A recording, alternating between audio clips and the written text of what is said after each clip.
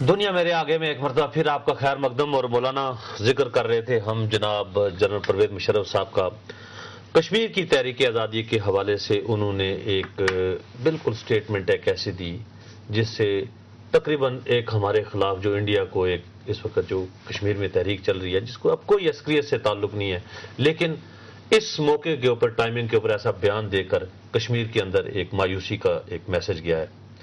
ایک farmer chief of army staff ہیں، صدر ہیں، کیا ان کو اس بنیاد کے اوپر یہاں پر لا کے ان سے پوچھ گچھ کی جا سکتی ہے کہ آخر کشمیریوں کی اس تحریک آزادی کے یعنی ایک فیصلہ کن مرحلے میں انہوں نے سبوٹاج کرنے کی کوشش کی؟ یہ تبصر اپنی جگہ پر کہ اس وقت جب کہ وہاں پر ایک نئے انتفاضے کا آغاز ہوا ہے اور ایسے موقع پر جب کہ انڈیا ہمارے اوپر الزامات لگا رہا ہے، جبکہ ہمیں بھی انڈیا سے شکایات ہیں، ایسے موقع پر ان کا بیان دینا یقیناً ایک عجوبہ ضرور لگا ہے. لیکن اس وقت وہ آرمی چیف تھے، اس وقت فوج کی حکومت تھی. چاہیے یہ کہ اس کے اوپر فوج کی قیادت، فوج کا ادارہ رد عمل دے. اچھا، یعنی آپ کے خیال میں فوج کو اس پر ریئیکٹ کرنا چاہیے؟ اس وقت تو انہی کی حکومت تھی. یعنی وزارت خارجہ کو آج یہ کہنا کہ جی آپ اس کو... اچھا سر، یہ کراچی سے کالر ہیں جی. السلام علیکم بھیا، جلدی سے بات کر لیجئے. ہلو، السلام علیکم. جی وعلیکم السلام. سر سردار امتیاز بات کر رہا ہوں کراچی سے. جی سردار صاحب. سر یہاں دربار میں ابھی دھماکہ ہوا ہے، میں یہاں خود انہیں شاید ہوں اس چیز کا جی کہ کوئی سیکورٹی یہاں پہ نہیں تھی. ذوالفقار مرزا صاحب آ کے کہہ گئے کہ جی پولیس بھی تھی، رینجر تھی، کوئی نہیں تھی. ایک سیکورٹی گارڈ تھا پرائیویٹ، ٹھیک، جو ہمیں تلاشی لے کے اس نے اندر بھیجا ہے. جی. اور میرے 20 قدم کے فاصلے پہ دھماکہ ہوا ہے، میں وہاں کھڑا تھا. اوہو، اچھا. اور بالکل کوئی سیکورٹی نہیں تھی. اور یہ مجھے خود سیکورٹی... ٹھیک ہے سر، آپ کا پوائنٹ آف ویو آ گیا. آپ کے بقول کوئی سیکورٹی... اچھا نہیں سر، بات یہ ہے کہ آپ ہماری جو کشمیر کمیٹی ہے اس کے چیئرمین ہیں. اب سر دیکھیے، منموہن سنگھ کو غیر ذمہ دار آدمی نہیں ہے، وزیر اعظم ہے سر بھارت کے. وہ آن دا ریکارڈ کہتے ہیں کہ مشرف صاحب کے ساتھ ہم وہ جو بیک ڈور ڈپلومیسی ہو رہی تھی، ہم بالکل سمجھوتے کے قریب تھے. پاکستان کے سابق وزیر خارجہ، ان کے ساتھ آپ کے پرانے مراسم ہیں، خاندانی مراسم ہیں. محمود علی قصوری صاحب کے زمانے سے خورشید قصوری صاحب کہتے ہیں جی ہم بالکل مسئلہ حل ہوا ہی چاہتا تھا.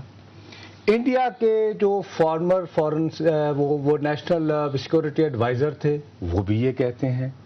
آپ چیئرمین کشمیر کمیٹی، آپ میں اتنی طاقت بھی نہیں ہے. چلے فوج تو چھوڑے نا، انہیں آپ نہیں بلوا سکتے، نہیں پنگا لینا، میں آپ کی بات مان جاتا ہوں کہ آپ طارق عزیز صاحب کو بلا کے یہ پوچھتے کہ ہاں بھائی کیا گفتگو ہو رہی تھی. یہ بھی طاقت نہیں ہے آپ کے پاس.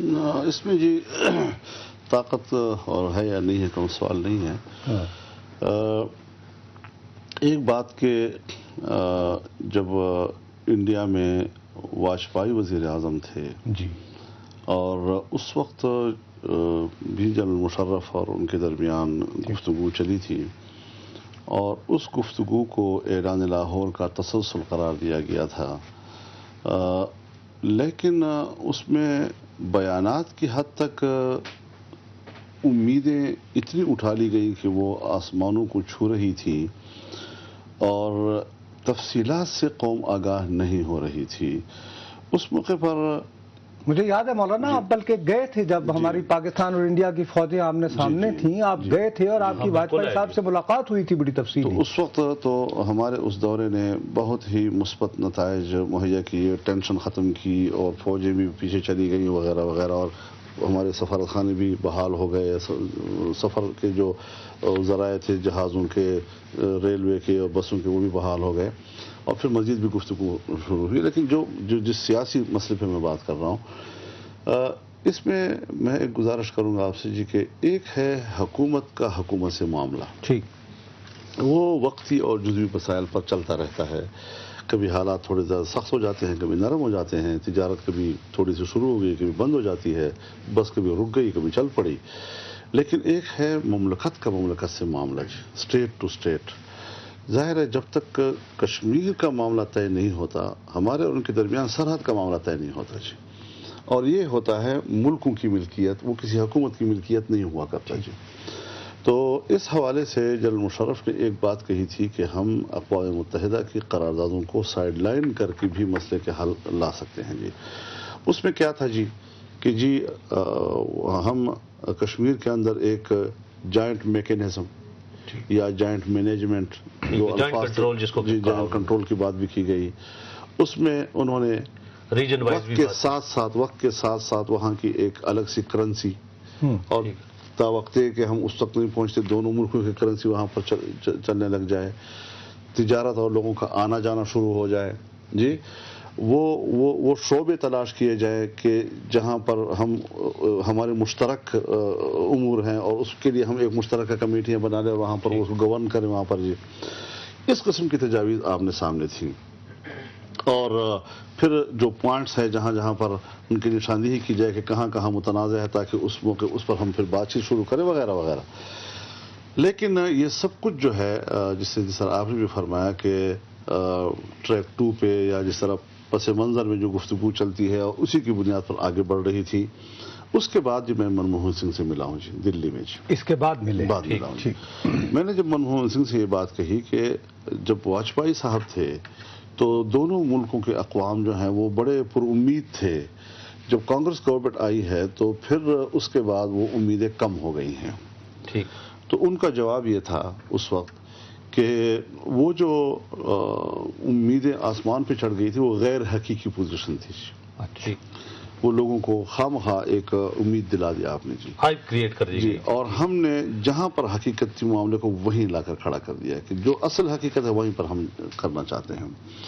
ہم نے ان سے یہ بھی کہا، وہاں تو ظاہر ہے جی کہ میں ہندوستان میں بیٹھ کر اصل حقیقت سے کیا مراد ہے کہ وہ اسٹیٹس کو رکھنا چاہتے ہیں؟ ان کا خیال یہ ہے کہ بات وہاں تک نہیں تھی جتنا کہ واجپئی حکومت میں تھی، اس طرح نہیں تھی جی، بلکہ معاملہ اس مقام پر پہنچا، ان کا خیال ہے کہ اس مقام پر نہیں پہنچا۔ ٹھیک، پھر اس کے بعد ہم نے ان سے کہا کہ جی میں وہاں پر بیٹھ کر تو ظاہر ہے اپنے ملک اور حکومت پہ تنقید نہیں کر سکتا تھا ان کے سامنے۔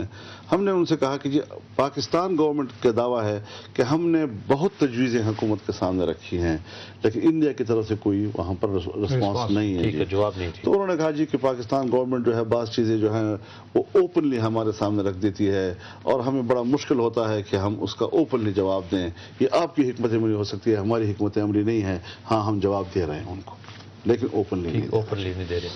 اب ظاہر ہے جی کہ جب حکومت نہیں آ گئی، اس دن بھی یہاں پر ایک جب پارلیمنٹ کے اندر کمیٹی کا اجلاس تھا، قومی سلامتی کمیٹی کا اجلاس تھا، تو میں نے خود ہی ایک سوال ریز کیا کہ ہماری گورنمنٹ کا جب منسٹری یہاں بات کرتی ہے تو کہتی ہے کہ اثر نو گفتگو کا آغاز ہوگا، ٹھیک، جب ہمارے ایک ذمہ دار دلی میں بیان دیتے ہیں جی وہ کہتے ہیں جہاں سے مشرف نے بات چھوڑی تھی وہاں سے شروع کیا جائے گا، جی اب یہ ایک عجیب سی صورتحال بنا لیتی ہے ہمارے لیے کہ کیا ہمارے پاس وہ ریکارڈ ہے یا نہیں۔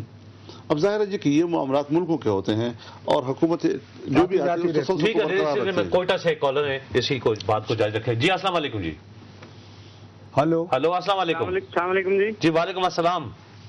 ہاں جی، میرا یہ سوال ہے مولانا صاحب، کون سا بات کر رہے ہیں؟ کوئٹہ سے۔ کون سا بات کر رہے ہیں؟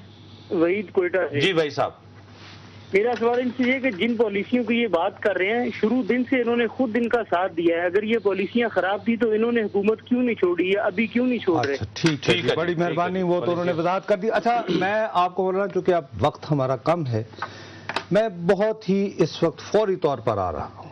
ابھی سر گزارش یہ ہے کہ حملہ ہوتا ہے کرم میں، جواباً سر ہم نے طورخم بند کر دیا، انہوں نے معافی تلافی بھی کر لی ہے، لکھ پڑھ بھی رہے ہیں۔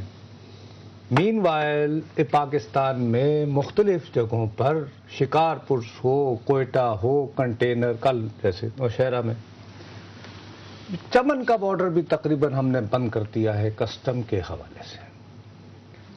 ایک حوالے سے یوں سمجھ میں آتا ہے کہ جیسے حکمت عملی ہم نے اب یہ اڈاپٹ کی ہے کہ اگر امریکہ ہماری شرائط پر نہیں آتا تو ہمارے پاس جو ٹرمپ کارڈ ہے کہ ٹرانزٹ ٹو افغانستان، اس کو پھر ہم کہیں گے اچھا جی خدا حافظ۔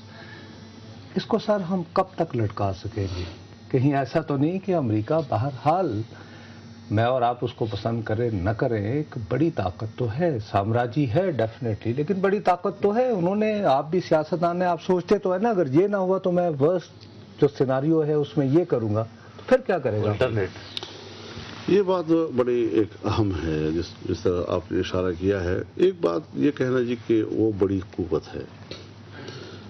بڑی قوتیں بھی جی دنیا میں وقت گزارتی ہیں, کمزور لوگ بھی دنیا میں وقت گزارتے ہیں. اگر 90% قوت آپ کے پاس ہے تو 10% قوت میرے پاس بھی تو ہے. ٹھیک. آپ بھلا 90% کے طاقتور ہوں لیکن آپ میرے 10% قوت کے محتاج بھی تو ہیں. ٹھیک.